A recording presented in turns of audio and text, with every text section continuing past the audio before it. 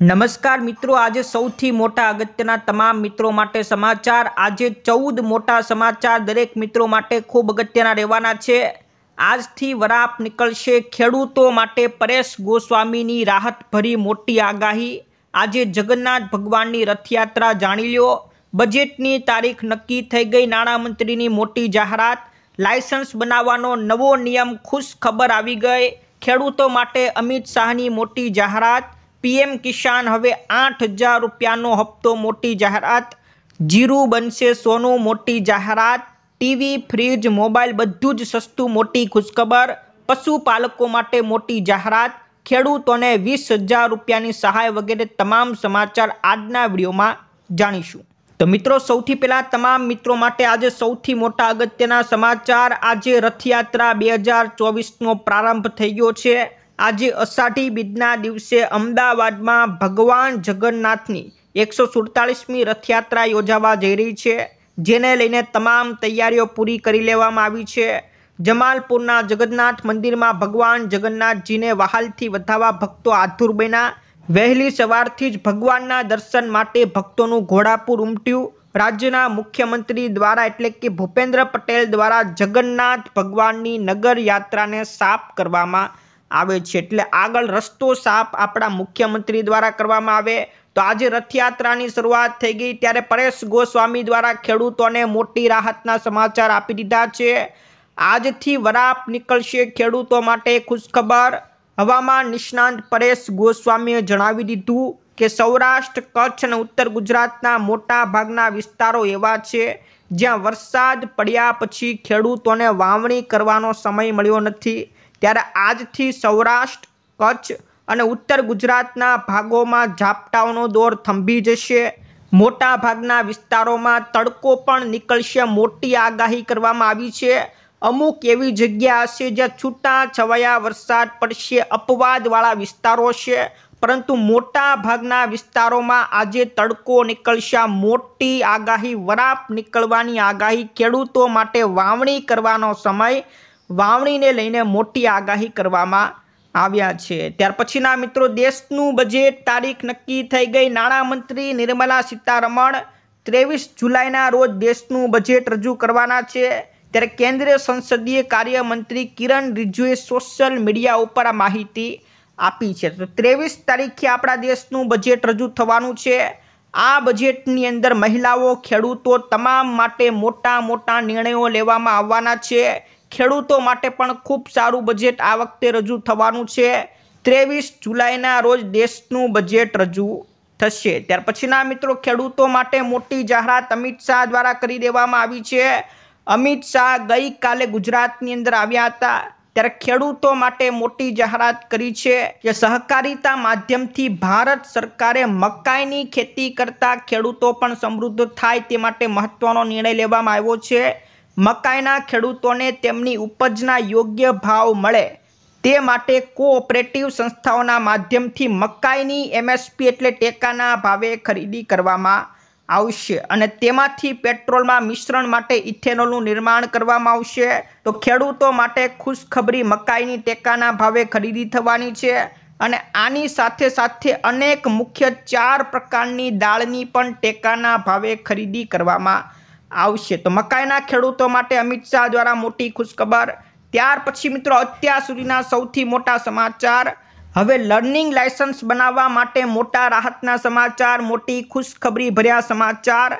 RTO દ્વારા નવી સિસ્ટમમાં સુધારો કરવામાં આવ્યો છે કે હવે જો તમારે લર્નિંગ લાયસન્સ બનાવવું છે તો હવે સ્ટાન્ડર્ડમાં સુધારો કરવામાં આવ્યો છે। લર્નિંગ લાયસન્સ કરવા માટે હવે તમારે 15માંથી 9 પ્રશ્નોના સાચા જવાબ આપવાના રહેશે। આની પહેલાં તમારે 15 પ્રશ્નોમાંથી 11 પ્રશ્નોના સાચા જવાબ આપવા પડતા હતા, પરંતુ 11ને બદલે હવે 9 પ્રશ્નોના જવાબ સાચા હશે તો પણ તમને પાસ કરી દેવામાં આવશે। તો લર્નિંગ લાયસન્સને લઈને મોટી ખુશખબર, રાહતના સમાચાર। ત્યાર પછી જીરુના ખેડૂતો માટે ખુશખબર, મોટા સમાચાર। જીરું હવે સોનું બની શકે છે, પણ ખેડૂતો કે વેપારીઓ પાસે હજી માલની તંગી છે। એવા અહેવાલો સામે આવ્યા છે કે ચીનમાં ભારે વરસાદથી જીરાના પાકને 40%નું નુકસાન થયું છે, તેથી ભારતમાંથી જીરાની માંગ વધે એવી પૂરી સંભાવના છે અને માંગ વધશે તો જીરાના ભાવ પણ વધશે। સૌથી મોટા ખેડૂતો માટેના સમાચાર। એકલા ભારતની વાત કરીએ તો 45 થી 55 લાખ બોરી જીરુની જરૂરિયાત છે। જોકે આ વર્ષે 35 થી 45 લાખ બોરીની નિકાસ કરવાનો અંદાજ પણ લગાવવામાં આવ્યો છે। તો ચીનમાં જીરુનું ભારે નુકસાન થઈ ગયું છે તો ભારતમાંથી માંગ વધશે અને માંગ વધશે તો જીરાના ખૂબ જ સારા ભાવ આવશે। તો અત્યાર સુધીના સૌથી મોટા સમાચાર। ત્યાર પછીના મિત્રો સમાચાર। ખેડૂતોને 8,000 રૂપિયાનો હપ્તો મળશે, સૌથી મોટી જાહેરાત। 23 જુલાઈએ કેન્દ્ર સરકારનું દેશનું બજેટ રજૂ થવાનું છે। આ બજેટમાં નાણામંત્રી નિર્મલા સીતારમણ 2,000 રૂપિયાનો વધારો કરે એવા મોટા સમાચાર મળી રહ્યા છે। કેટલાક અર્થશાસ્ત્રીઓ અને ઘણા આર્થિક મહાસંઘોએ સૂચનો મોકલ્યા છે કે ખેડૂતોને 2,000 રૂપિયાનો વધારો કરવામાં આવે। ત્યારે કેન્દ્ર સરકાર 23 જુલાઈએ બજેટ રજૂ કરવાની છે। ત્યારે નાણામંત્રી નિર્મલા સીતારમણ ખેડૂતોને 2,000 રૂપિયાનો વધારો કરી 6,000ના બદલે 8,000 રૂપિયાનો હપ્તો કરે એવા મોટા સમાચાર મળ્યા છે। તો 23 તારીખે ખબર પડશે તમામ ખેડૂતો માટે ખુશખબર। ત્યાર પછી મિત્રો ટીવી, રેફ્રિજરેટર, મોબાઈલ તમામ વસ્તુ સસ્તું થઈ ગયું છે। લોકોને હવે ટીવી, રેફ્રિજરેટર, મોબાઈલ ખરીદવા માટે વધારે પૈસા ખર્ચવાની જરૂર નથી, કારણ કે નાણાં મંત્રાલયે તમામ વસ્તુને જીએસટીની અંદર આવરી લીધી છે। તેથી મોબાઈલ, ટીવી, રેફ્રિજરેટર તમામ વસ્તુ જીએસટીના દાયરામાં આવી ગયું છે। તેથી આ તમામ વસ્તુ હવે સસ્તી થઈ ગઈ। તમામ મિત્રો માટે ખૂબ મોટા સમાચાર આવી ગયા। ત્યાર પછીના મિત્રો ટમેટાના ભાવ આસમાને પહોંચી ગયા છે। આ ઉપરાંત બટેટા, ટમેટા તમામ શાકભાજીના ભાવ વધી ગયા છે। બજારોમાં શાકભાજીની અછતના કારણે ભાવ વધ્યા છે। મુંબઈ અને આસપાસના વિસ્તારોમાં અત્યારે 100 રૂપિયા પ્રતિ કિલોના ભાવે ટમેટા ખરીદવા પડે છે। ઓનલાઈન પ્લેટફોર્મ ઉપર 90 રૂપિયાથી 95 રૂપિયા પ્રતિ કિલો ટમેટાના ભાવ બોલાય છે। ત્યારે મહારાષ્ટ્ર, તમિલનાડુ, કર્ણાટક, આંધ્રપ્રદેશની અંદર પણ 80 થી 100 રૂપિયા પ્રતિ કિલોના ભાવે વેચાય છે। ત્યારે ટમેટા 100 રૂપિયાને પણ પાર પહોંચી ગયા એવા સમાચાર પણ મળ્યા છે। ત્યાર પછીના મિત્રો સમાચાર। પશુપાલકો માટે મોટી ખુશખબર। હવે પશુપાલકો ગૌમૂત્ર વેચીને પણ કમાણી કરી શકશે। અત્યાર સુધીના સૌથી મોટા સમાચાર। ગૌમૂત્રની ખરીદી કરતી વિશ્વની સૌ પ્રથમ ડેરી બનાસકાંઠાની અંદર સ્થપાઈ ગઈ છે। બનાસકાંઠાના ભાભરની અંદર એક ડેરી સ્થપાઈ છે, જ્યાં પશુપાલકો પાસેથી ગૌમૂત્ર પણ ખરીદવામાં આવશે।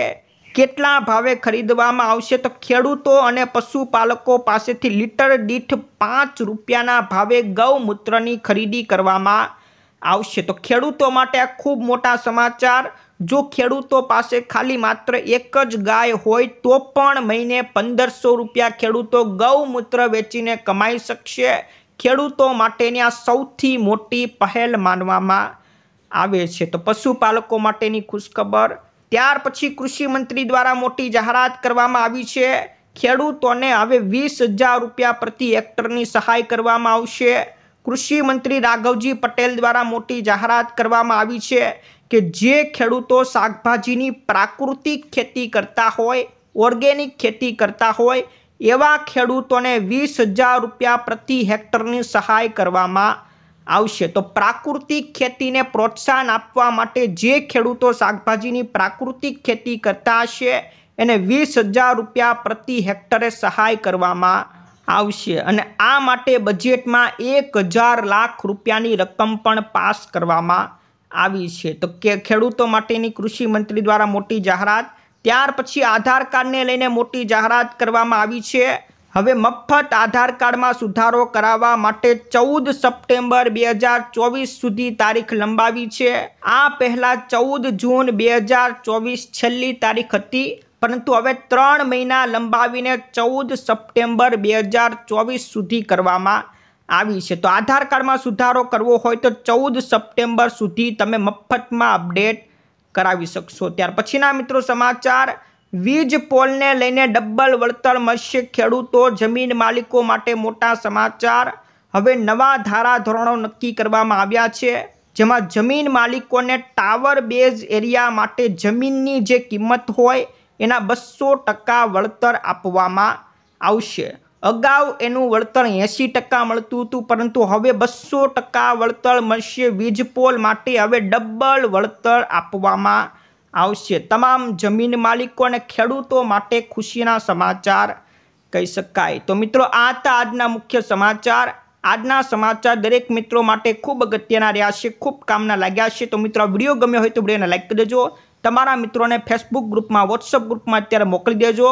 આજ માટે વિદાય લઈએ છીએ. ફરી મળીશું આવતા વિડીયોમાં. જય જવાન, જય કિસાન.